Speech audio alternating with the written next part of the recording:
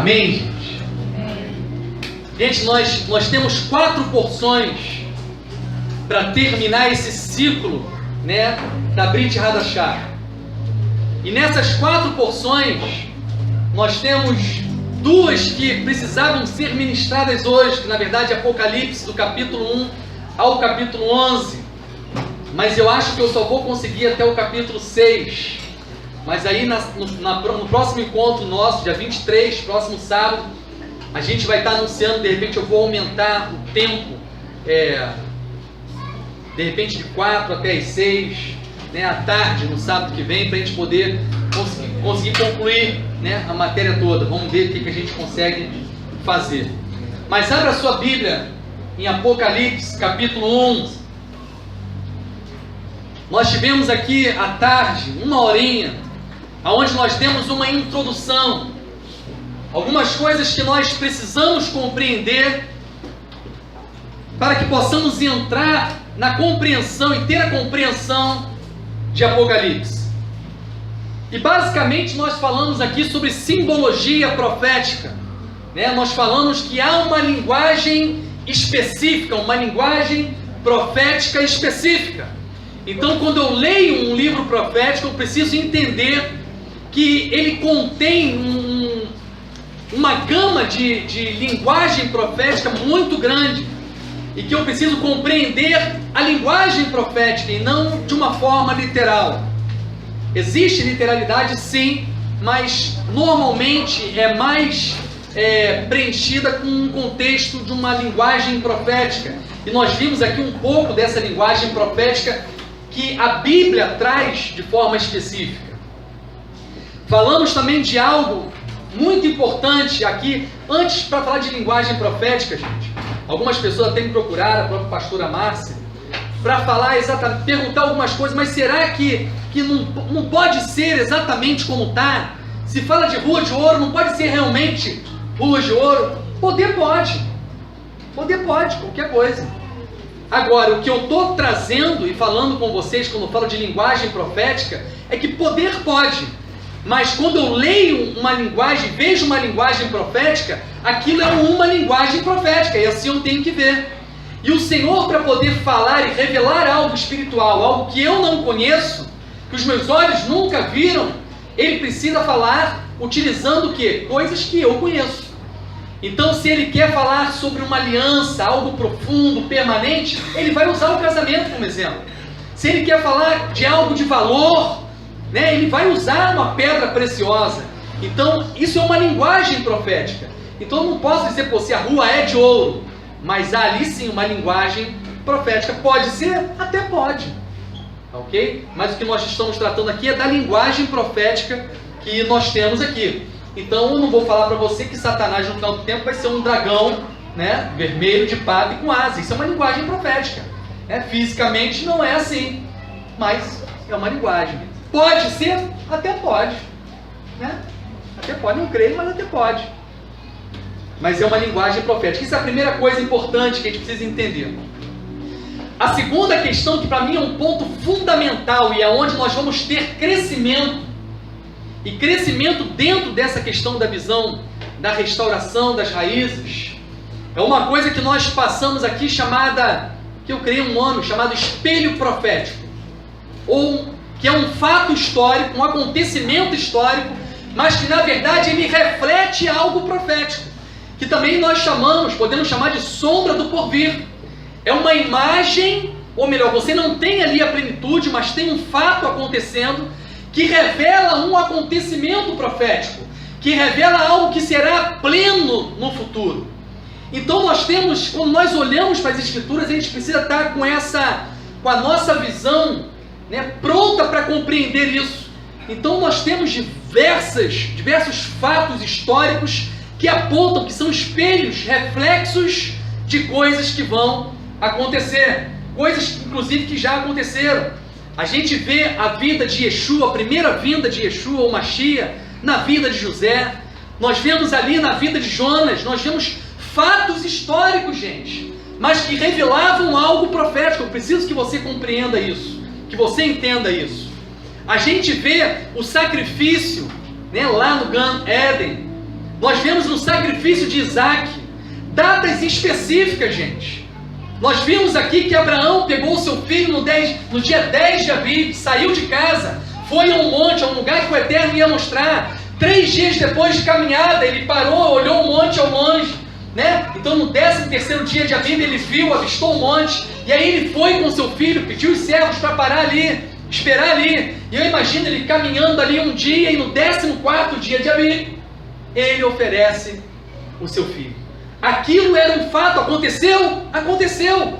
E aquele fato estava inundado por algo profético, por um anúncio profético do que aconteceria na vida de Yeshua. E antes até, no Egito iria acontecer isso. No dia 10 de Aviv, o cordeiro seria pego, no 14º dia, seria morto. E é por isso que lá na Brit Hadashah, nós vemos, lá em João, dizendo assim: Abraão veria o dia do Senhor. E ele viu e se alegrou. Porque ele viveu aquilo lá no passado. Isso é fato profético, é espelho profético. É algo que aconteceu, é algo histórico, mas que revela algo que será pleno. Isso é fundamental, que você compreenda, porque você vê isso na Bíblia toda acontecendo, gente. E agora nós podemos então entrar, nós falamos isso de forma mais esmiuçada, mas vamos entrar então aqui no capítulo 1 de Apocalipse, que tem algumas coisas ricas aqui para a gente compreender. Primeiro é porque às vezes nós vamos citar muitas questões como se estivesse falando: gente, olha só, está claro que o Senhor virá nesse tempo, está claro. E aí a pessoa costuma perguntar: mas vem cá, está escrito que ninguém sabe o dia, ninguém sabe a hora, nem mesmo o filho sabe o dia e a hora. Está escrito? Está escrito. Mas também está escrito diversos sinais que iriam demonstrar o tempo, que iriam revelar para mim e para você o tempo. E aí Apocalipse vai fazer algo mais tremendo ainda. Porque Apocalipse, quando vai iniciar, aquele que sabe o dia e a hora, que é o Eterno, diz que ele revela ao seu filho as coisas que iriam acontecer. E ele vira para o seu filho e diz assim: vai e anuncia aos servos. Então o que está falando aqui é que algo estaria sendo revelado, algo que só o pai conhecia, o filho não conhecia. E agora isso é revelado ao filho, e para que o filho pudesse mostrar aos servos. Então há uma intensidade de revelação aqui em Apocalipse tremenda, e que eu já vou dizer para vocês desde já, para que eu possa compreender verdadeiramente o que está escrito aqui. Eu preciso remover muita coisa que eu trouxe na história da igreja, nos tempos, e que a gente tem, que é muito difícil remover. Eu estava conversando isso com o Saulo. A gente parece que já quer interpretar um texto com a base daqueles conceitos que nós temos, e muitos conceitos errados. Mas vamos caminhar. Apocalipse capítulo 1, versículo 1 diz: esta é a revelação que Deus, o Eterno, deu a Yeshua. Quem deu a revelação? Quem deu essa revelação aqui? Aquele que é onisciente, aquele que sabe todas as coisas, aquele que sabe o dia e que sabe a hora. Porque o próprio Yeshua falou: o dia e a hora só o Pai sabe, nem eu sei. Mas aquele que sabe todas as coisas é que revelou isso aqui a Yeshua, o Messias. Para quê? Para que ele pudesse mostrar a seus servos. Tem algum servo de Yeshua aqui? Amém. Algum servo do Eterno aqui? Amém. Então foi para você. Ele revelou ao seu filho segredos, coisas ocultas, para que o seu filho revelasse aos servos o que deve acontecer em breve. Fala em breve. Em breve. O que deve acontecer em breve. Essa palavrinha em breve é uma chave já para você compreender vários textos que nós já estamos falando há alguns dias aqui. Por quê? Porque em Mateus 24, 36 e 37 diz: entretanto, a respeito daquele dia e hora, ninguém sabe, nem anjos dos céus, nem o Filho, senão exclusivamente o Pai. É o que eu falei aqui. como aconteceu nos dias de Noé, assim também se dará por ocasião da chegada do Filho do Homem. Ele já começa a revelar, gente. E olha a importância de você compreender o que é um espelho profético. Ele cita exatamente algo que já aconteceu na história. Ele conta o que? Os dias de Noé. Ele diz, olha para os dias de Noé, que você vai ter sinal do porvir, do que virá, daquele grande dia. Então ele já começa a dizer que tem como você ver, desde que você compreenda tudo que está descrito no Taná. E aí Números 24, 17. Esse texto é tremendo, porque esse em breve que está em Apocalipse, você vai entender o que é esse em breve, o que é Apocalipse, que tempo que Apocalipse vai falar e vai trazer para vocês como revelação. Porque em Números 24, 17, é aquela porção, aquela paraxá que nós estudamos aqui, chamada Bilã, Balaque, aonde nós vemos que Bilã vai amaldiçoar o povo, mas ele é tomado por uma unção e o Eterno coloca palavras proféticas na boca dele, e ele em determinado momento diz isso: eu o vejo, mas não agora. Agora, não agora. E depois ele diz, eu o vejo, mas não em breve. A mesma palavra que está aqui em Apocalipse, em breve. Essa é a importância de nós fazermos o link das palavras. O Senhor deixa isso como chave. Conhecer os sinais, as palavras que estão no contexto das Escrituras. Então quando você vê aqui a palavra em breve, e você vê a profecia lá de Bilã, que fala em breve, ele fala que ele vê duas vezes. Ele diz primeiro, eu vejo, mas não agora. Eu vejo, mas não em breve. O que é mais perto, agora ou em breve? O agora. O agora falou da primeira vinda. O em breve falaria de uma segunda vinda. Por isso aqui em Apocalipse está em breve. Porque vai falar de um tempo final, desse tempo profetizado aqui. E essa profecia começa dizendo que o primeiro eu vejo falava de quem? Falava de uma estrela que iria aparecer de Jacó. Quem é que está falando? José. Por isso que José revela a primeira vinda, a história da vida de José, espelho profético. Se eu olho para a história da vida de José, eu vou ver a história da primeira vinda do Mashiach. E depois continua dizendo, o segundo eu vejo, o em breve, fala de quê? Um cetro se levantará de Israel. Cetro é coisa de rei. De Israel, a figura de Davi. Se eu olho para a vida, para a história de Davi, eu vou ver a figura de um rei. Aquele que revela a segunda vinda do Mashiach. A primeira vinda do Mashiach revelada lá em Zacarias 9:9. Se eu errar, alguém me corrige. Quando fala que ele viria montado numa cria de jumento. Não é o de Zacarias, é esse? Fala da primeira vinda do Mashiach. Como que ele entra em Jerusalém? Ele entra montado na jumenta. E quando ele entra, as pessoas começam a declarar ali: bendito é o que vem, em nome do Senhor, Ele nos libertará. Aquele povo também é tomado como Bilã foi tomado em profecia. E as pessoas falam, repreende, e ele fala assim, ó, se eu repreender, se eles se calarem, ainda que eles se calarem, as pedras vão proclamar isso. Porque é uma palavra profética acontecendo, é um tempo profético acontecendo ali no meio deles. Mas tem uma outra profecia de Daniel que diz que ele viria com as nuvens, ou sobre as nuvens, com as nuvens em Marco Livre. Com as nuvens. E o que você vai ver em Apocalipse? Dizendo que ele viria como? No jumento?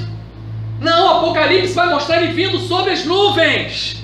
Porque Apocalipse está falando do em breve, sobre as nuvens, e do Mashiach ben Davi, da segunda vinda, do tempo do fim.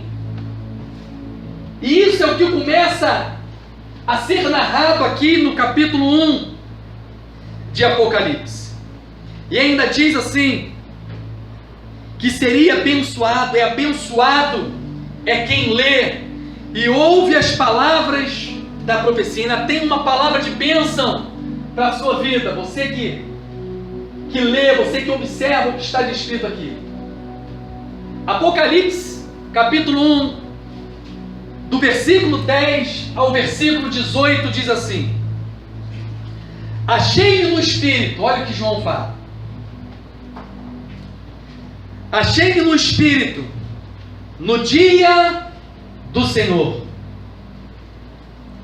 Ouvi por trás de mim, marca aí, por trás de mim, ele ouviu por trás dele, uma voz forte, como uma trombeta dizendo: escreva o que você vê em um rolo e o envie às 7 comunidades messiânicas: Éfeso, Esmirna, Pérgamo, Tiatira, Sardes, Filadélfia e Laodiceia. Virei-me para ver quem falava comigo, e quando me voltei, vi 7 menorotes de ouro. Eu vou voltar um pouquinho, gente.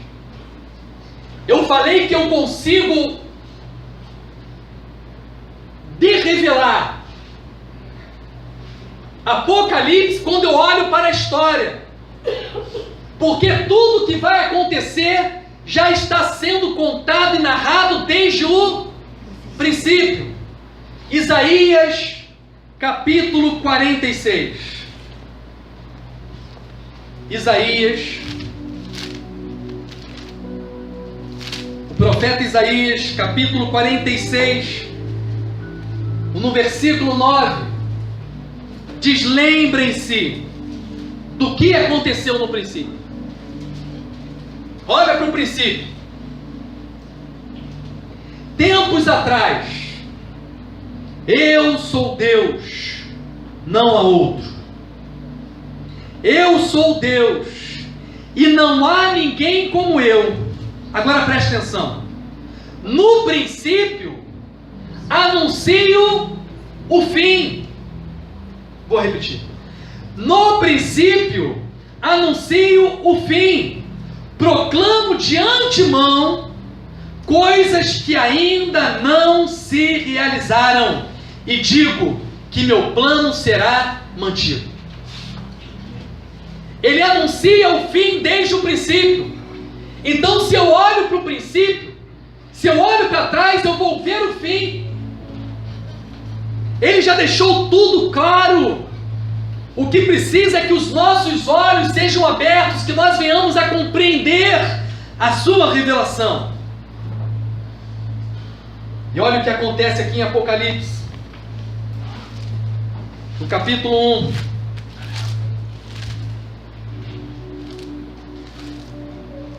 Apocalipse capítulo 1. Diz que João se acha no Espírito no dia do Senhor, e ele ouve uma voz por trás dele. Quando ele ouve essa voz por trás dele, ele vai receber uma mensagem para a igreja. Ele está nessa posição e ouve uma voz por trás dele. Tem algo na frente dele que você vai compreender. E aí, quando ele ouve aquela voz por trás dele, ele olha no sentido contrário. E ele vê o quê? 7 menorotes. Aonde está menorote? Quero que alguém fale aonde fica. Em que lugar do tabernáculo? No lugar santo. Então, peraí. Não tem mais porta, isso é legal. Ele está virado para cá, ouve a voz atrás dele. E ele vira, e quando ele olha, ele vê o santo lugar. O lugar onde tem as menorotes. O lugar onde tem aquilo que é chamado e estabelecido para produzir luz, para revelar a luz. Vocês foram chamados para revelar a luz, para revelar o eterno às nações. O que tem na frente dele, então? Você conhece o tabernáculo? Não, ele estava nessa posição, a voz veio daqui de trás. Aqui de trás está menorote. O que está na frente dele? Não, vou voltar. Ele está aqui, ele está no... Qual lugar que ele está? Primeiro, Onde ele estava, gente? Atrás é um santo lugar. Aonde ele está? Meu Deus, gente. Átrio, santo lugar e santíssimo. Ele está onde? Ele está no átrio. Ele volta o olho para lá, vê um santo lugar. Entendeu, gente? Amém? E eu vou te falar uma coisa agora que não está escrito. O que estava na frente dele antes era o altar de holocausto. Aqui. E ele está olhando para o altar de holocausto. Deixa eu viajar um pouco, gente. Ele está olhando para o altar de holocausto. Depois eu vou dizer por que eu estou falando isso. E ele ouve uma voz. João! Olha para cá, João! Está olhando muito para aí, agora olha para cá. Aí ele olha e vê o santo lugar. Por que eu estou dizendo isso? Porque depois, quando continua a conversa, e aí ele vê alguém diante dele. Olha quem é que ele vê diante dele no versículo. No versículo 13: e entre as menorotes estava alguém, semelhante a um filho do homem, vestido com uma roupa que chegava aos pés e um cinturão de ouro ao redor do peito. Gente, quem é que fica lá no... Opa, sumo sacerdote. Roupas de sumo sacerdote. Sua cabeça e cabelos eram brancos como a lã, cor de neve, seus olhos como chama flamejante, seus pés como bronze polido em uma fornalha, e a sua voz como som de águas em arremetida. Gente, eu só não tenho como falar sobre tudo, porque é muita coisa. Mas começa a pensar um pouco. Pé descalço, trabalhando lá no santo lugar, bronze polido. O bronze polido. Primeira vez que você vê a figura do bronze lá dentro. Bronze fala de humanidade, só que agora esse bronze está polido. Algo que passou pelo fogo, que viveu a intensidade da humanidade. Preste atenção nesses detalhes, gente. E sua voz como som de águas em arremetida, em sua mão à direita havia 7 estrelas, e a sua boca saía uma espada afiada de 2 gumes. Sua face era como o sol, quando brilha em todo o seu fulgor. Quando vi, cair a seus pés como morto. Ele colocou sua mão direita sobre mim e disse: não tenha medo, eu sou o primeiro e o último, o vivente. Estive morto, mas veja, estou vivo para todo sempre. Ele já fala quem é. Ele já fala quem é o sumo sacerdote ali, naquele templo espiritual, que você vê que quando ele morre, o trabalho dele não foi num tabernáculo terreno, foi no espiritual.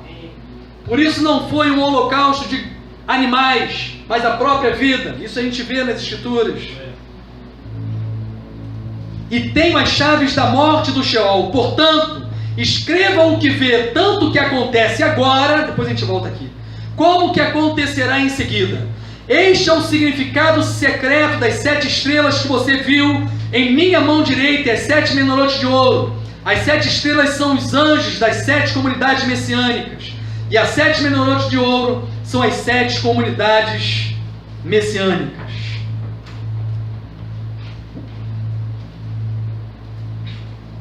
Não tenha medo. Eu sou o vivente. Estive morto. Vou voltar para a posição que João estava. João estava olhando para o holocausto, o lugar da morte, o lugar do sacrifício. Por isso que eu estou trabalhando com o holocausto aqui na frente. Ele ouve a voz: olha, João, eu estive morto. Olha para cá, eu estou vivo. É isso que eu quero que você compreenda aqui. Nós vamos ver diversos momentos João nesse local, as revelações sendo recebidas nesse local, nessa estrutura.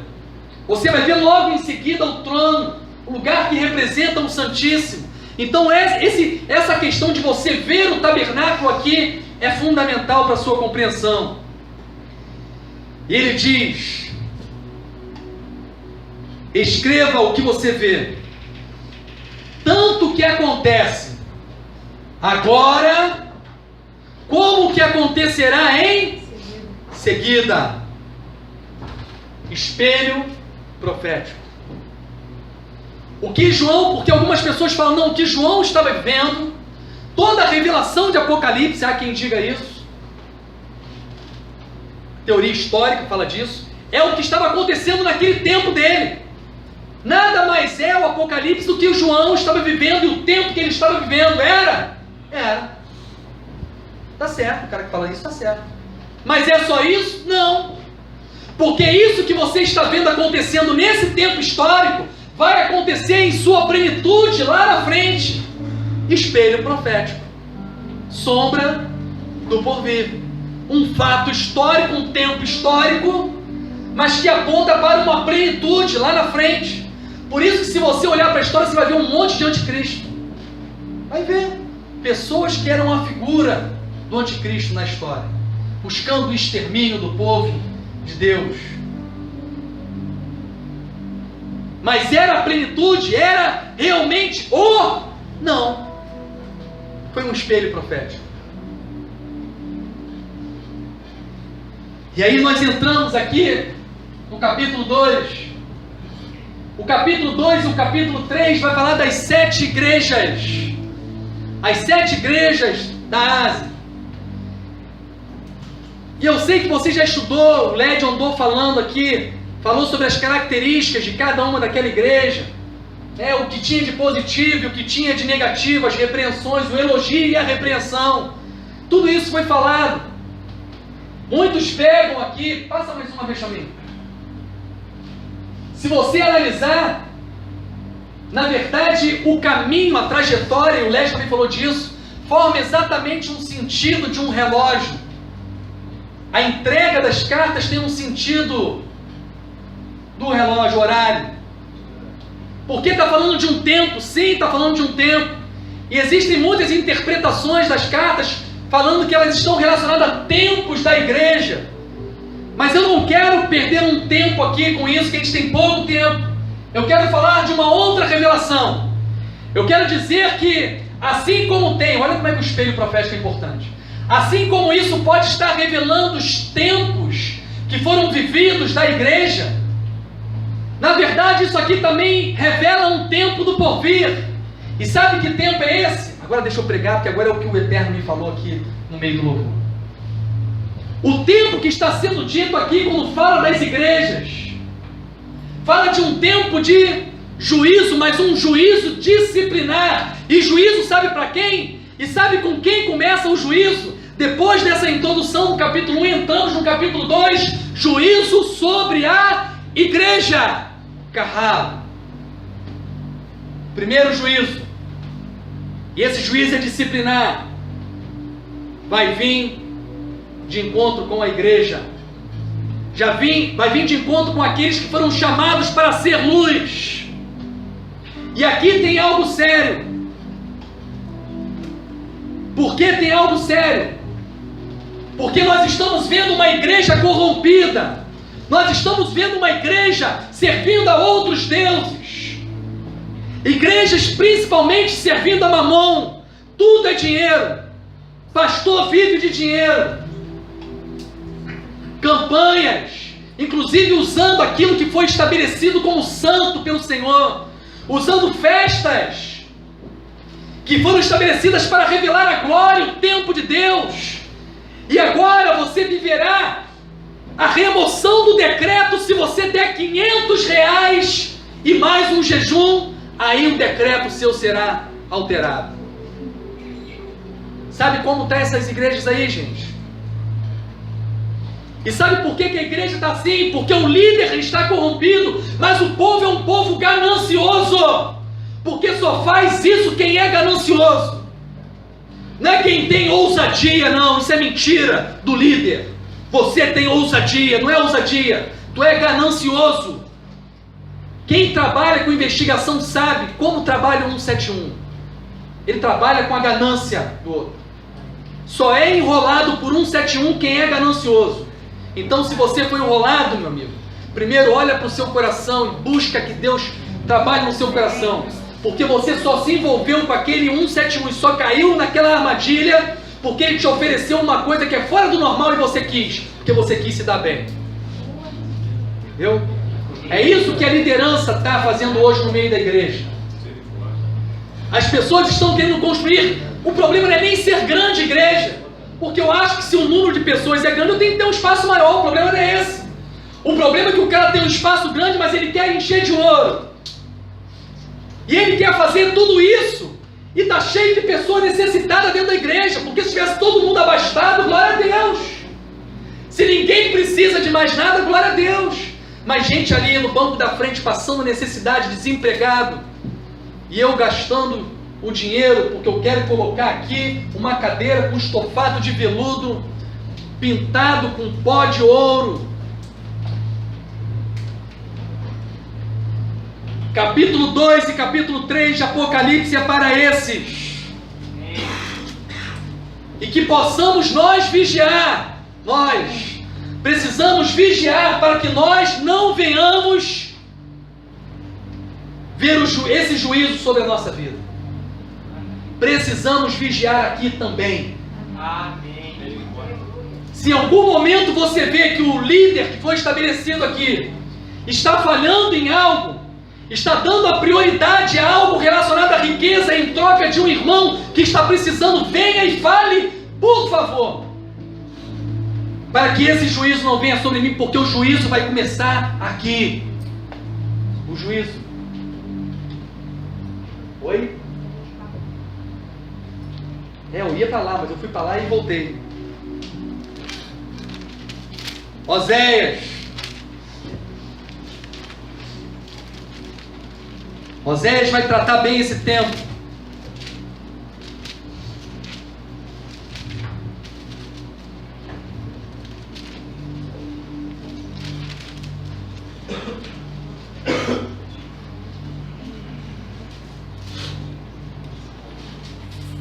Mas antes eu vou ler o capítulo 2 para introduzir.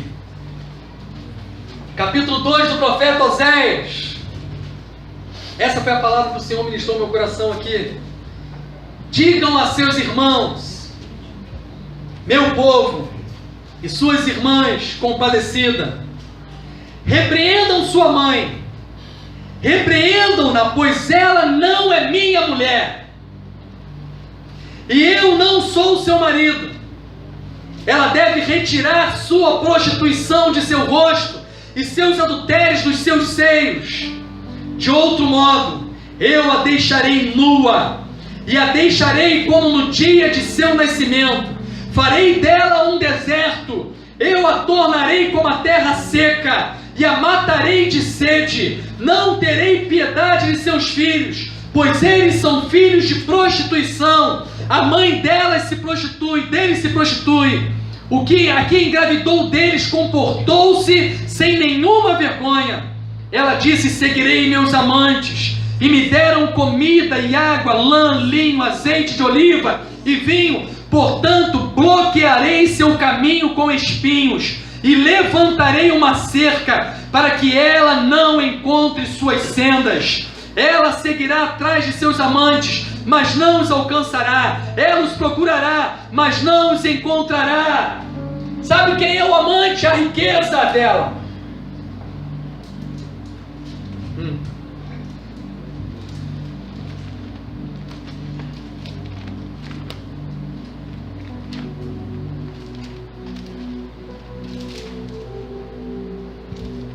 Vão perder tudo que tem. Vão perder tudo que tem. É isso que o profeta está dizendo. Vão procurar e não vão achar. E Oséias 4,9 diz: no entanto, o Cohen não passará melhor que o povo. Eu o punirei por seus caminhos e o recompensarei por seus atos. Apocalipse capítulo 2 fala de um juízo disciplinar que vem de encontro com a igreja. Isso está no capítulo 2 e capítulo 3 de Apocalipse. Passa para mim. Não, espera aí, deixa eu ver. 1 Pedro capítulo 4, versículo 17.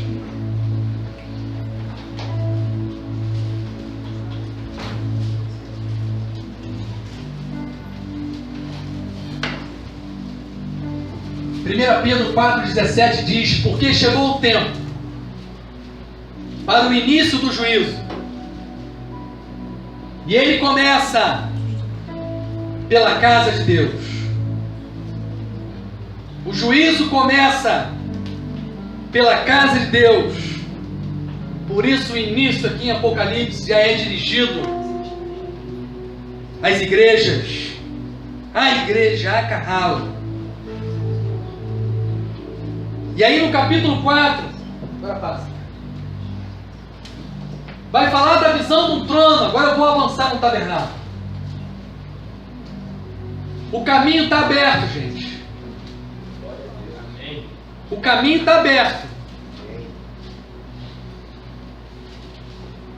E diz assim, do capítulo 4, do versículo 1 ao 11: depois dessas coisas olhei, e diante de mim estava uma porta aberta no céu, e uma voz semelhante a uma trombeta, que eu ouvi falando comigo anteriormente, diga.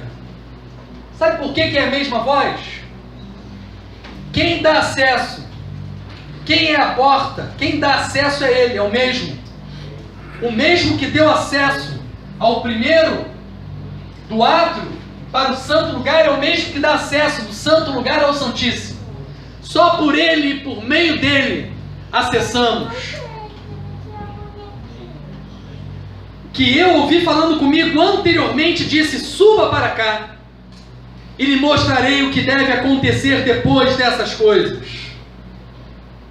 Imediatamente estava no Espírito, e diante de mim havia um trono no céu, e nele achava-se assentado alguém.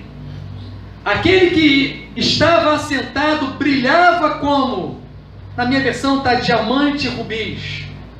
Tem versões que está sardônio e jaspe. Depois você, por curiosidade que eu não vou poder falar, pesquisa qual era a tribo relacionada a essas duas pedras. Tá bom? Para você ver de quem está falando aqui. Isso aqui revela quem está falando. E um arco da aliança, parecendo uma esmeralda. E aí você vê quem é a esmeralda no peitoral do sumo sacerdote, e circundava o trono. O que circundava? O arco. Aquele arco circundava o trono. Você vai saber por que circundava. Ao redor do trono estavam outros 24 tronos, e assentados neles haviam 24 anciões, vestidos com roupas brancas, e usavam coroas de ouro. Do trono saía relâmpago, vozes, trovões, e diante do trono estavam acesas 7 tochas, que são o Espírito séptuplo de Deus. E diante do trono havia algo parecido com um mar de vidro claro como cristal. Você precisa entrar na visão, gente, para entender as coisas. Por que o arco fazia um círculo? Você vê que o arco aqui não fazia um arco. O arco fazia um círculo. Você reparou isso? Sabe por quê? Vamos falar mais uma vez de reflexo. Como é que era o piso? Como cristal. Se eu colocar um arco, vai formar um círculo com o reflexo do arco superior. Então eu tenho um círculo, uma aliança perfeita. Amém? O que isso está falando, gente?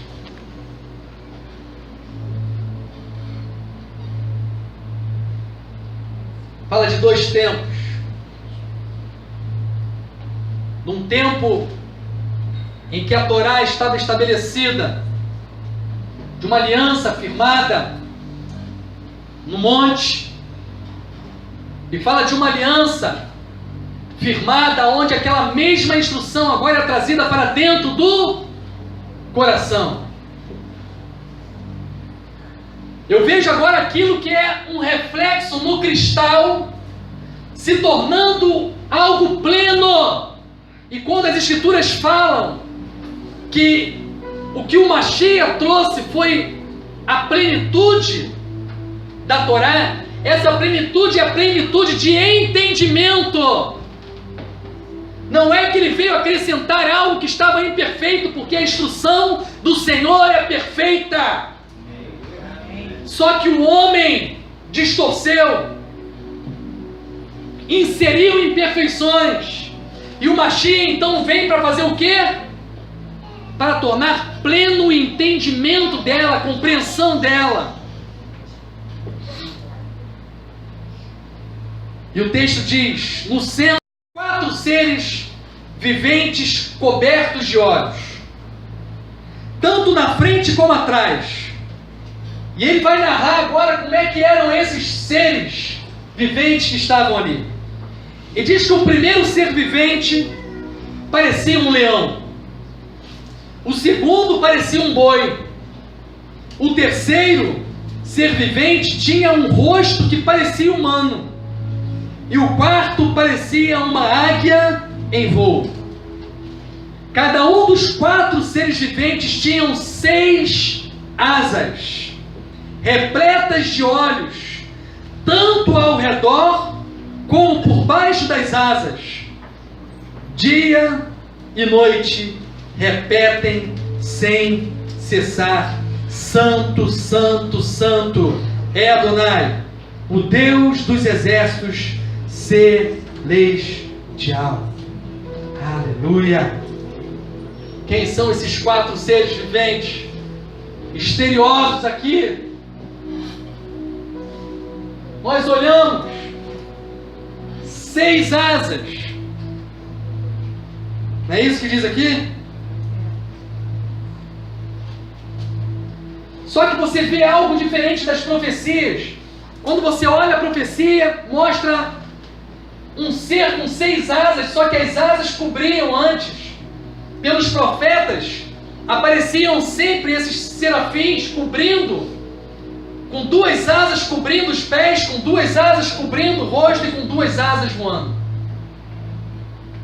Não é isso? Só que agora não está cobrindo mais o rosto. O que está dizendo aqui é que esse tempo novo que passa aqui é um tempo onde o que estava ali oculto é revelado.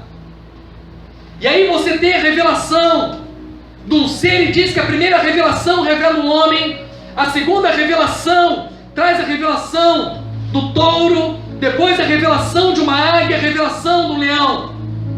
Aqui está dizendo que você terá a plenitude do conhecimento e do entendimento de que o Mashiach, Yeshua, viria como homem. Que Yeshua, o Mashiach, o touro agora, iria morrer, morte sacrificial.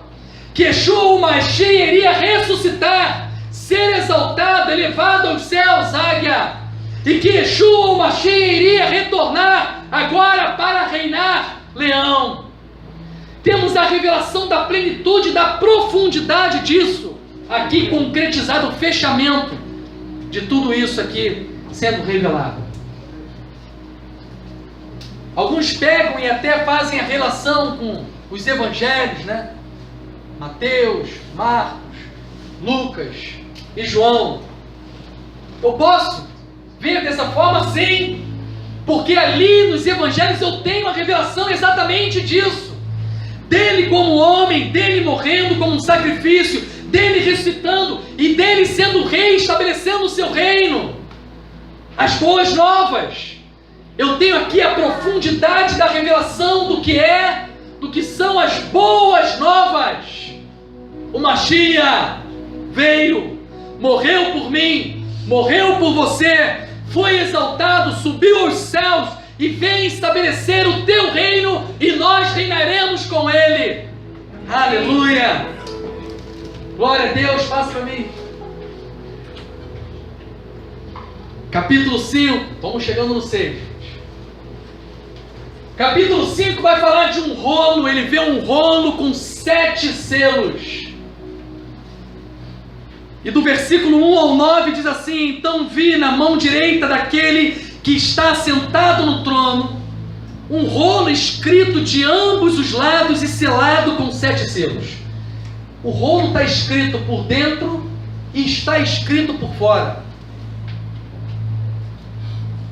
Se o rolo está escrito por dentro e por fora, o que que você vê?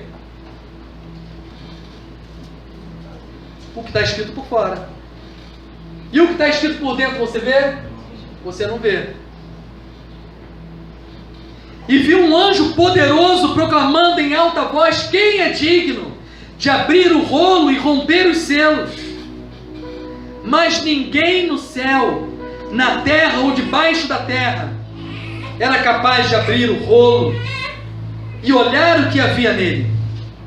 Chorei e chorei, porque ninguém foi achado digno de abrir o rolo e olhar para ele. Um dos anciãos me disse: não chore, veja, não chore, veja, o leão da tribo de Judá, a raiz de Davi, venceu para abrir o rolo e os 7 selos. Gente, a vitória de Yeshua é muito mais profunda do que a profundidade da salvação. Eu não posso nem falar do que simplesmente a salvação, porque a salvação é algo profundo demais. Mas a obra perpetrada por Yeshua foi muito mais profunda do que a profundidade da salvação. Ele não veio apenas salvar, ele veio fazer muito mais. Isso o tornou digno de abrir o selo. A morte dele pelo selo dele fez-se possível sermos um só povo, remover o muro da separação, esse muro que muitos estão erguendo aí novamente.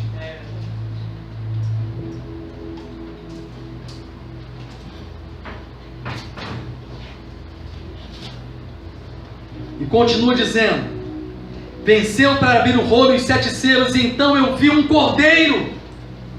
Quem estudou a parte simbólica aqui sabe, o cordeiro fala de Yeshua, o Mashiach, que parecia ter sido morto, mas ele viu ele em pé, parecia ter sido morto, porque ele ressuscitou, por isso estava em pé, junto do trono e dos 4 seres viventes, no círculo dos anciãos.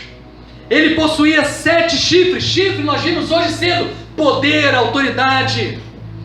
Então ele tinha, e 7 é o que? A plenitude, poder total. Toda autoridade, todo poder foi dado a ele, nos céus, na terra. Por isso que a palavra depois diz que o Pai deu a ele todo o poder, e depois que todas as coisas forem sujeitas a ele, ele sujeitará todas as coisas ao Pai, inclusive ele se sujeitará ao Pai. Aleluia. E tinha 7 chifres e 7 olhos, que são o espírito séptuplo, essa palavra é difícil demais, de Deus, enviado a toda a terra. Ele se aproximou e pegou o rolo na mão direita daquele que está sentado no trono. Ao tomá-lo, os 4 seres viventes, os 24 anciões, prostraram-se diante do cordeiro. Cada um deles tinha harpa, taça de ouro cheia de incenso, que são as orações do povo de Deus. E eles cantavam um novo cântico, rolo escrito por dentro e por fora, porque está falando que vai ser revelado aqui ao abrir coisas visíveis e invisíveis, coisas materiais e espirituais. O que vai acontecer ao abrir os selos não é apenas algo do mundo físico, é algo espiritual. Há algo material acontecendo e algo espiritual ao mesmo tempo, ao abrir os selos.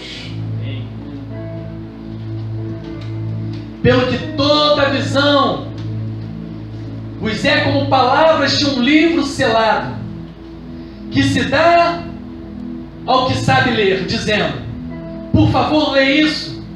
E ele dirá: não posso, está selado.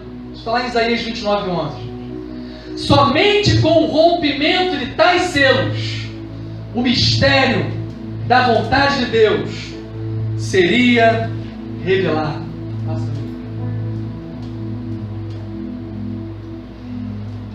E quando nós vemos esse momento aqui, diz que aqueles 4 seres viventes que nós falamos aqui, e 24 anciãos, que a gente não tem tempo para trabalhar, mas isso aqui é interessante também. Diz que eles se prostram diante do Cordeiro no momento que ele pega esse rolo com os 7 selos. E aí, nesse momento, quando chegar esse tempo, gente, vai acontecer uma coisa gloriosa. Vão vir 3 ondas de adoração. Só da adoração que gosta disso. Vão vir 3 ondas de adoração. Quando ele pegar o selo, o rolo com os selos, de repente esses 4 seres viventes, os 24 anciãos, vão pegar harpa, instrumento de louvor, vão reunir as orações do povo. Imagina esse povo clamando aqui embaixo. Eu imagino um tempo de clamor da igreja. Da igreja está vivendo uma intensidade muito grande. E essa intensidade no mundo material, agora entenda, visível e invisível, está na mão do Mashiach. E essa intensidade aqui no nosso mundo físico vai chegar ao mundo espiritual. Olha lá na mão deles, orações. E quando chegar na mão deles a intensidade da nossa oração, do nosso mover aqui na terra, o mundo espiritual, o invisível, começará a se revelar. E aí aqueles 4 seres viventes, os 24 anciãos vão começar a declarar. Olha só o que acontece, terra e céu ligados, gente.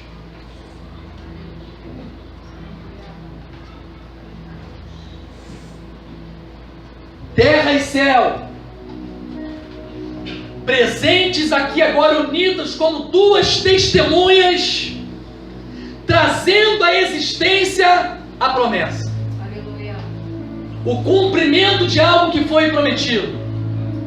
Lembra que eu falei de 2?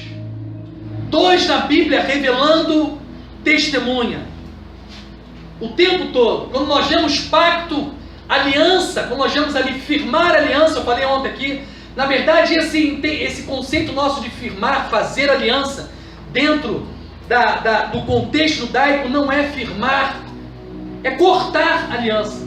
Para a gente cortar, parece que você quer, né, quebrar os relacionamentos com alguém. Não, cortar aliança é, na verdade, firmar aliança, porque a aliança era firmada quando você partia o sacrifício ao meio e o Eterno vinha com tocha de fogo no meio daquele sacrifício, e ali era firmado ao partir. E aqueles 2 pedaços do sacrifício eram ali como se fossem 2 testemunhas do que estava sendo aliançado naquele momento e prometido. Por isso que sempre que você vê a figura de testemunha, você vê 2, céus e terra presentes. No final dos tempos, quantas testemunhas? 2 testemunhas presentes. Quando você se casa e se une à sua mulher e vai ter a relação sexual, quantas testemunhas tem ali? 2. Seus 2 testículos. A palavra testemunha vem da mesma raiz da palavra testículo. Eles estão ali como testemunha da aliança que está sendo firmada ali. E aí essa unidade de céu e terra começa a movimentar o céu e começa a movimentar a terra. E aí aqueles 4 seres viventes, os 24 anciões, começam a louvar. O louvor deles passa a ser fruto do que está acontecendo na terra. E eles começam a declarar: tu és digno de receber o rolo e quebrar os selos. Glória a Deus. A intensidade da terra unida à intensidade do céu move o Mashiach a quebrar os selos. Olha aqui, tu és digno de receber o rolo, de quebrar seus selos, pois foste morto e com o preço do teu sangue Compraste para Deus pessoas de toda tribo, língua, povo e nação. Olha você lá. Aleluia. Olha o seu clamor aqui, o que está levando para o céu. Eles estão ali testificando, olha só. Povos, línguas, nações. Pelo teu sangue. Aleluia. Tu fizeste deles um reino para ser governado por Deus. O reino está pronto, vem, quebra o selo, traz o dia do Senhor. Tu fizeste deles um reino para ser governado por Deus, Kohanim, sacerdotes, para lhe servirem, e eles reinarão sobre a terra. Esses dias mandaram uma mensagem dizendo assim: pô, não entendo, nós vamos ser o quê? Nós vamos ser rei? Nós vamos ser juiz? Ou nós vamos ser sacerdote? Eu falei: nós vamos ser tudo isso, meu amigo. Eu vou reinar com ele, eu serei juiz com ele, e eu serei sacerdote. Ou melhor, eu sou o sacerdote. Eu vou trabalhar, eu vou entrar ali, gente.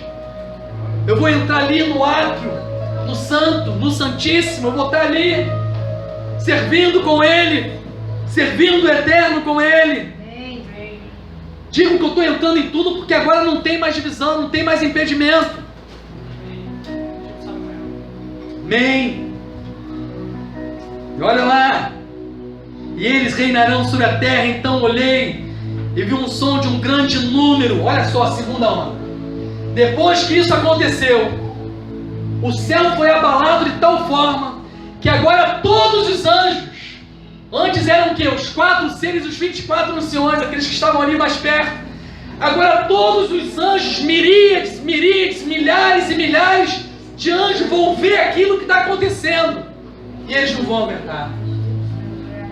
Eles não vão aguentar. Então olhei e ouvi o som de um grande número de anjos. Milhares e milhares, milhões e milhões.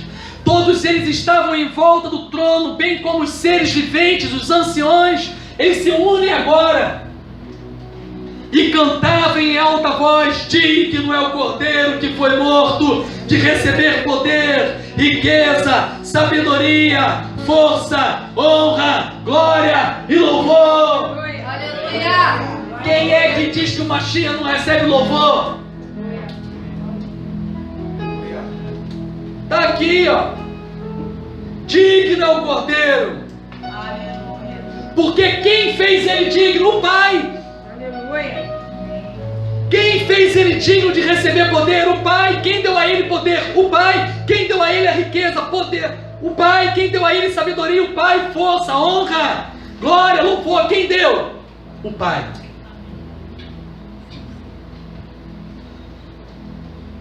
Mas não parou, tem uma terceira onda.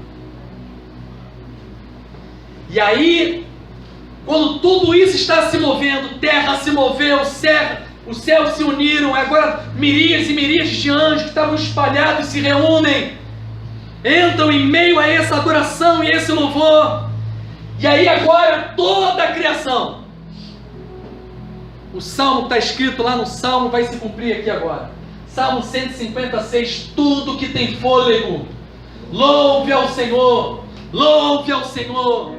Agora essa palavra vai se cumprir, diz aqui na terceira onda: e ouvi todas as criaturas no céu, na terra, debaixo da terra, no mar, sim, tudo o que neles há, dizerem: aquele que está sentado no trono e ao Cordeiro pertencem o louvor, a honra, a glória e o poder para todo sempre. Os 4 seres viventes disseram então o quê? Amém! Aleluia! E os anciãos prostraram-se e adoraram. Vai ser uma glória, gente. Eu estou empolgado. Aleluia! É muita glória, gente. Vai ser muito bom esse grande dia. E nós estaremos lá.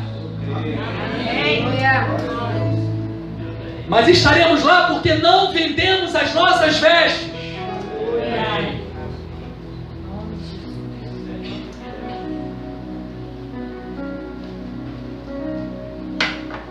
Aleluia. Passa para mim. E aí eu vou encerrar. Demorei muito? Nada, pode continuar. 1 hora. E aí chegamos no capítulo 6. E aí o selo vai começar a ser aberto. Aqui no capítulo 6, 6 selos aqui serão abertos.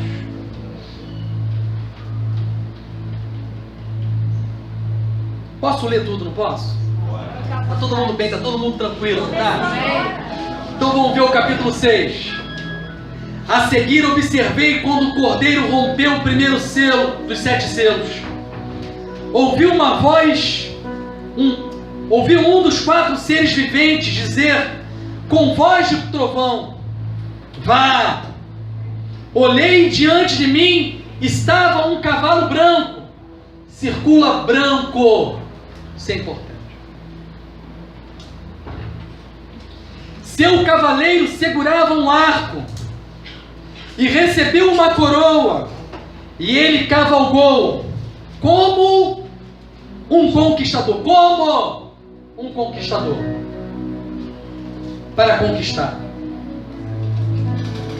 Quando ele quebrou o segundo selo, ouviu o segundo ser vivente dizendo, vá. Outro cavalo saiu, vermelho, marca vermelho. Já temos branco, já temos vermelho. Não é o time América. Descarte. E seu cavaleiro foi dado poder para tirar a paz da terra e fazer que os homens se mantessem uns aos outros, se matassem uns aos outros. E lhe foi dada uma grande espada. Olha a figura da espada e marca a espada que é bom. Quando ele quebrou o terceiro selo, ouviu o terceiro ser vivente dizer, vá. Olhei e diante de mim estava um cavalo preto. Seu cavaleiro tinha na mão uma balança. Então ouvi o que soava como uma voz dentre os 4 seres viventes dizendo, 1 quilo de trigo pelo salário de um dia, 3 quilos de cevada pelo mesmo preço. Não estrague o azeite nem o vinho. Trigo, cevada, azeite, vinho. Faltando. Quando ele rompeu o 4º selo, ouvi a voz do 4º ser vivente dizer, vá. Olhei diante de mim, estava um cavalo Descorado. Fica descorado, sem corpo. Antigamente todo mundo falava amarelo. Hoje nem todo mundo fala mais amarelo. Porque melhoraram a tradução já. Já está descorado. Ou esverdeado. Esse cavalo amarelo complicava muito. Então, vou te mostrar o original como é que está. E aí o que aconteceu? Um cavalo descorado está na minha versão. Aparentando estar doente. O nome de seu cavaleiro era Morte, e o Sheol o seguia. Foi-lhe dada autoridade para matar 1/4 do mundo pela espada, marca a espada. Pela fome, por pragas, e também mediante os animais selvagens da terra. Quem são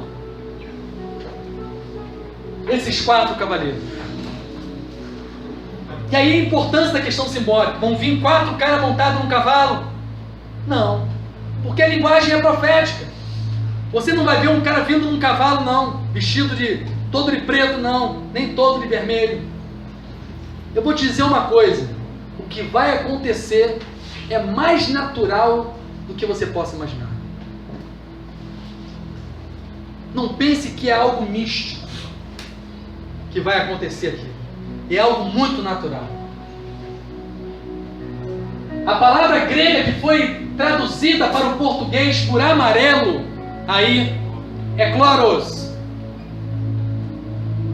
Isso segundo o conceituadíssimo dicionário Strong, grego, hebraico e aramaico. A tradução para chloros, em língua portuguesa, é verde ou esverdeado. No Novo Testamento encontramos a palavra cloros 4 vezes. Uma delas eu não coloquei porque é essa que a gente leu aqui agora. Por isso que eu não coloquei aqui. A outra está em Marcos 6,39. Sabe quando? Vamos ver se é mais certo ser verde ou ser amarelo. Ou desbotado, ou o que você quer. Então Jesus lhes ordenou que todos se assentassem em grupos sobre a relva verde. Essa palavra no original está cloros. É verde. Apocalipse 8,7. O primeiro anjo tocou a trombeta, houve saraiva e fogo de mistura com sangue, e foram atirados à terra. Foi então queimada a terça parte da terra e das árvores, também de toda a erva verde. Qual é a palavra? A mesma que é usada aqui para os cavalos. Apocalipse 9,4. E foi-lhes dito que não causassem dano à erva da terra, nem a qualquer coisa verde, cloros, nem a árvore alguma. A mesma palavra que está aqui. Todas elas relacionam a palavra cloros com verde ou esverdeado. Então, uma das coisas que a gente vai eliminar daquilo que a gente aprendeu na escola bíblica dominical é que o cavalo é amarelo. O cavalo não é amarelo, o cavalo é verde ou esverdeado. Amém? Está lá o desenho do cavalo verde. Agora existe uma curiosidade, veja bem, deixa eu explicar antes. É o próximo slide? Deixa eu explicar uma coisa para vocês. Eu não estou aqui para descobrir nada. Mas uma coisa eu expliquei aqui. Existem uma coisa chamada fato histórico, que revelam que podem ser a plenitude do que está escrito na profecia, ou podem ser um reflexo. Vocês entenderam isso? Então quando eu venho e falo assim, olha como isso está de acordo com essa profecia, gente. Quando eu falo que está de acordo com a profecia, porque aquilo vai estar sendo narrado, vai estar acontecendo historicamente. Pode ser a plenitude, mas pode ser que não seja a plenitude daquilo que está sendo revelado. Vou dar um exemplo. Nós estamos agora diante de um marco histórico, onde o mesmo sinal profético, está sendo falado muito na mídia aí, no YouTube, nós teremos a mulher vestida de sol, com a lua no pé, os 12 diademas na cabeça, as 12 estrelas lá na cabeça. Isso vai estar acontecendo agora no dia 23 de setembro. E aí, com base nisso, muitos dizem, isso fala da vinda do Mashiach. Então dia 23 vem o Mashiach. Pode vir e pode não vir. Isso pode ser apenas o quê? Um reflexo do que é pleno. Apenas a revelação de algo. Mas toda a revelação de algo traz a sua essência para a realidade. Então o que é profetizado, a unção profética naquela história narrada, estará presente. Entendeu isso? Por quê? Nós temos 4 cavalos que trarão 4 juízos: branco, vermelho, preto e verde. Eles vão estar trazendo um juízo sobre a terra. Quando nós paramos e analisamos hoje o que está acontecendo e o crescimento do islamismo, né, espalhando sobre a terra, e nós vemos o terrorismo aí praticado por esses grupos, e ao mesmo tempo nós vemos toda aquela rivalidade contra o povo do Eterno. É uma simples curiosidade. Você pega o seu Google, e aí você abre lá nessa páginazinha de pesquisa, e aí você escreve assim: bandeiras dos países árabes. Bota lá.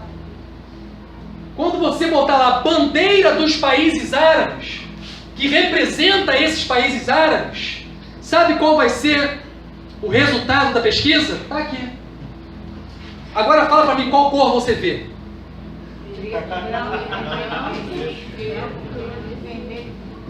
Qual cor você vê, gente? Vermelho, preto, branco e verde. É quase na sua totalidade. E alguns chega a ser toda coberta, igual a lua e a estrela. Pode ser uma mera coincidência? Pode. Mas pode ser um espelho histórico? Pode. Mas pode ser a plenitude da profecia? Esses 4 juízos vindo através destes povos? Também pode. O que mais tem crescido no mundo de forma absurda. Mas espera aí, tem mais uma outra característica na profecia que eu pedi para você circular. O instrumento utilizado nesse juízo. Espada. Sabe qual é o instrumento, a arma, símbolo deles? Espada. Qual é a prática para matar pessoas que eles utilizam? Decapitação.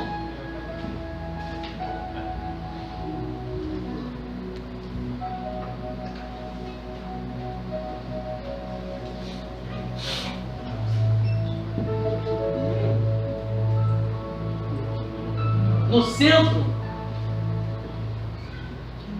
tem um símbolo que eles utilizam, que na verdade é um grito de guerra. Sempre que eles cometem um crime, um ato terrorista, seja o que for, por Alá, eles dão um grito. Está escrito ali que eu não vou nem falar. Até falar essa frase é ruim. Eles dão esse grito. E até mesmo nesse grito, você tem o símbolo da espada, e você tem essas letras que na verdade também formam em grego o número 666. Pode ser uma coincidência ou não, mas passa ali. Mas continuando o capítulo 6, estou encerrando. Do capítulo 9, do versículo 9 a 11 diz que quando o cordeiro quebrou o 5º selo, vi debaixo do altar a alma dos que haviam sido mortos por terem anunciado a palavra de Deus, isto é, por terem dado testemunho. Eles clamavam em alta voz: soberano Senhor Hakadosh, o verdadeiro, quanto tempo mais esperaremos para que julgues os povos que vivem na terra e vingues o nosso sangue? Então cada um deles recebeu uma veste branca, e foi-lhes dito que esperassem um pouco mais, até que o número total dos seus companheiros seja alcançado, seus irmãos que serão mortos como eles o foram. O tempo total, vestes novas recebendo, em um tempo específico onde o número será completado, sendo narrado aqui nesse 5º selo. Um tempo de receber vestes novas. Então observei, quando ele rompeu o 6º selo, o 6º selo, o 6º selo.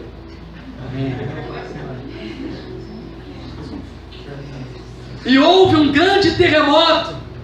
O sol ficou preto como um saco fúnebre, e a lua cheia tornou-se vermelha como sangue. As estrelas caíram do céu sobre a terra como figos verdes caem da figueira quando sacudidos por um vento forte.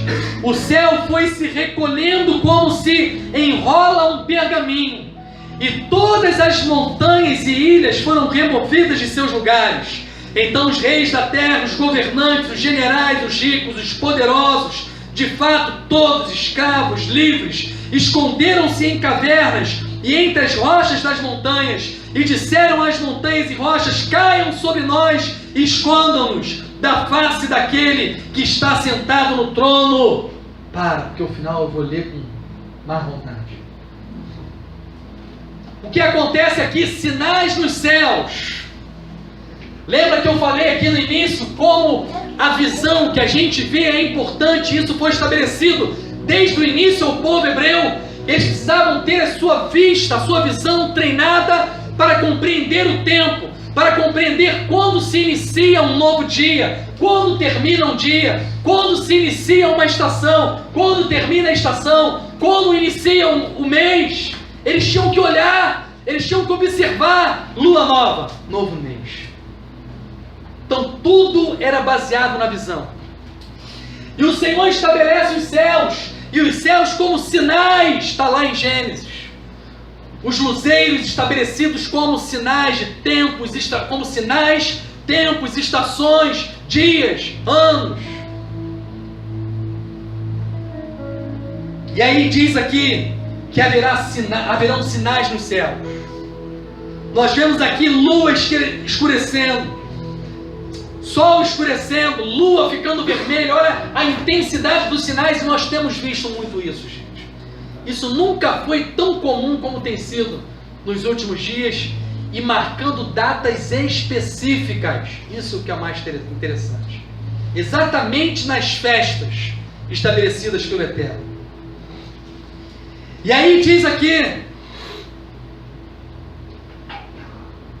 que as estrelas do céu iriam cair como figo verde caem da figueira, quando sacudidos por um vento forte. Vento! É isso, Suzana. Esse vento aqui está falando de quê? Um mover que vai trazer destruição. Porque aqui está falando de algo que aconteceu lá nas pragas do Egito. Olha aí. Pedras caindo do céu cheias de fogo, porque quando atravessar lá a atmosfera, ela vai vir repleta de chama. E aí a terra será apedrejada. Sabe por quê? Olha para trás. Ele declara o fim. Veja o princípio. O que acontecia com a prostituta? Era apedrejada. Essa prostituta, terra, será apedrejada. A terra corrompida, adúltera, a terra que está se relacionando com outros deuses, ela será apedrejada, e já estava sendo dito isso e exemplificado isso desde o começo. Na verdade, gente, se você analisar e procurar na história, na literatura judaica, quantas vezes houve uma mulher apedrejada? Se você pega na literatura judaica, você vê lá que eles dizem que praticamente não tem nada descrito que houve uma mulher que foi apedrejada. Então qual é a importância do Eterno? Ele estava revelando algo, gente. Ele estava revelando algo mais profundo. Tinha que ter testemunha ali da prostituição daquela mulher. E é isso que está acontecendo aqui nesse momento. A terra sendo apedrejada pelo próprio Eterno. E aí diz que o céu começa a se recolher, se enrola como um pergaminho. O que o pergaminho fala? O que o pergaminho conta? Uma história. Esse pergaminho aqui, que fala que o céu é como um pergaminho, é porque o céu, nós já falamos isso aqui diversas vezes, eu já mostrei isso para vocês. Os céus declaram a glória de Deus, e o firmamento anuncia a obra das suas mãos, do início ao fim. O céu declara do início ao fim. E diz que agora o céu se enrola. Sabe por quê? Chegou o fim. Não tem mais história para narrar. Agora está se concretizando o final da história. Por isso que ele começa agora o quê? Se enrolar, já li toda a história. Agora vai começar algo novo. E aí vem um momento que eu acho lindo, eu vou fechar agora. Então acorda.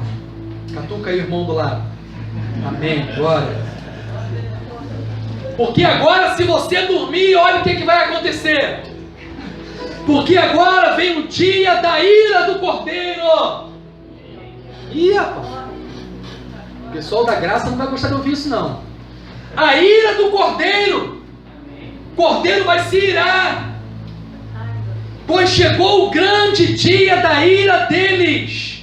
E quem poderá suportar tamanha ira? Sabe o que é isso aqui, gente? Yeshua, a visão que eu tenho é essa: Yeshua vai pegar o mesmo rolo que ele pegou lá na sinagoga. Ele vai abrir o mesmo rolo de Isaías 61. Você lembra que Yeshua abriu Isaías 61 na sinagoga? Ele abriu naquele Shabat, e aí ele começou a ler Isaías 61 e começou a dizer: o Espírito de Adonai Elohim está sobre mim, pois Adonai ungiu-me para anunciar boas novas aos pobres. Enviou-me para curar os quebrantados de coração, para proclamar liberdade aos cativos, para dar luz aos presos nas trevas, para proclamar o ano do favor de Adonai. E aí ele fechou o rolo e disse: hoje se cumpriu essa profecia. Só que ele não leu a profecia toda. Mas agora ele vai ler. Ele vai continuar a leitura. Lembra que naquele dia eu abri o rolo, eu li. Era o dia do favor do Senhor. Trouxe liberdade aos cativos, luz aos presos nas trevas, tirei das trevas para a luz. Era o ano do favor de Adonai, estava favorecendo a misericórdia do Senhor. Mas agora eu abro para terminar a minha leitura, porque agora vem o dia da vingança do nosso Deus. E aí ele vai fechar o livro, que agora a profecia toda foi cumprida. Chegou o dia da ira do Cordeiro. Que o Eterno possa falar com cada um de vocês, em nome de Yeshua, o Mashiach. Amém e amém. Que o Senhor te abençoe.